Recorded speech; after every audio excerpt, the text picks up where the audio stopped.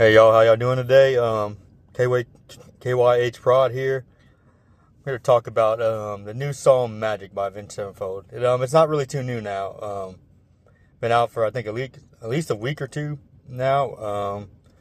Been going kind of back and forth on what I think about this and giving it a few more listens. Trying not to judge anything too harshly the first time I hear it, because when I first heard the stage, I remember not really even liking the main intro song, the title track to the stage. I don't know why. It was just weird. Maybe it's because I watched the video with it and I was just like, man, it doesn't sound very well produced.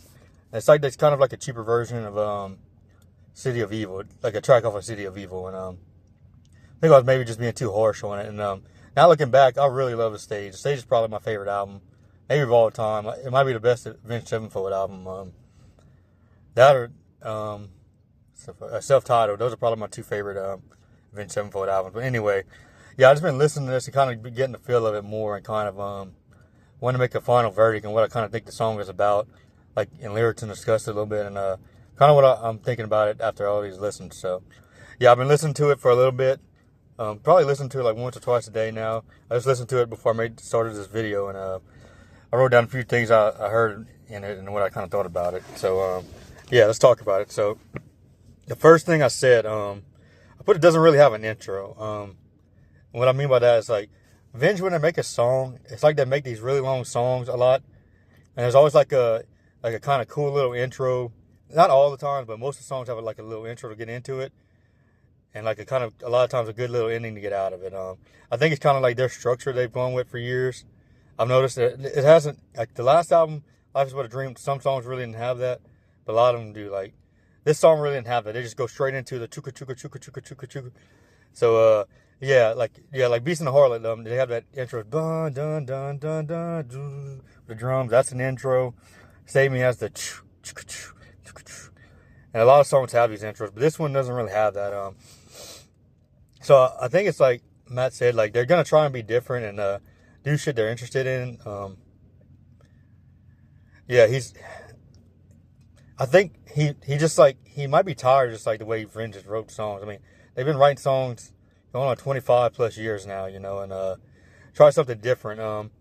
And there's also that rumor that this song is an unreleased track from Life Is But a Dream, and it could be, honestly. I could see it. The auto-tune is there. I wouldn't be surprised, honestly, if it was. So, but anyway, on to the next point. There's no guitar solo. Yeah. Just like 99% of Avenged Sevenfold songs have a guitar solo. Like, even like some of the ones like Awaken the Fallen, they were like kind of smaller guitar solos, but they were like dual solos and harmonies, but they were in there, Ever since Sin's got into the band, they've had like a lot of guitar solos, and for a song not to have one, it's really uncommon. Little Piece of Heaven doesn't have one, and Unholy Confessions, this one doesn't have one. There's that little do do do do do do, almost kind of like that modulator, almost kind of on Mattel with the guitar solo in that. But that's in there, so that's another thing that was kind of weird about this song, and kind of felt weird when it came out.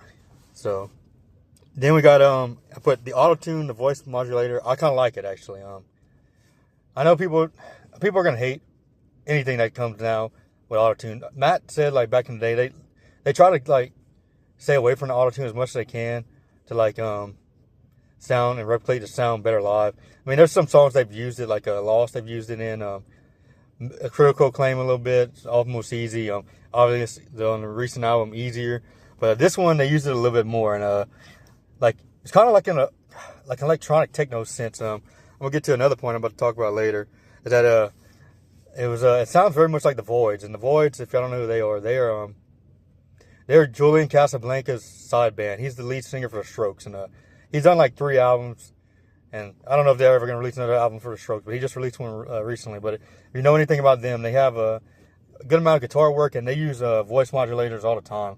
Julian's voice is like so badass. Like, he can hit the highs and the lows so good. But Matt said they were listening to a lot for it, a lot of Voids for it. So he said he admires Julian. That song is just like, and when I heard this song too, I said that. Like,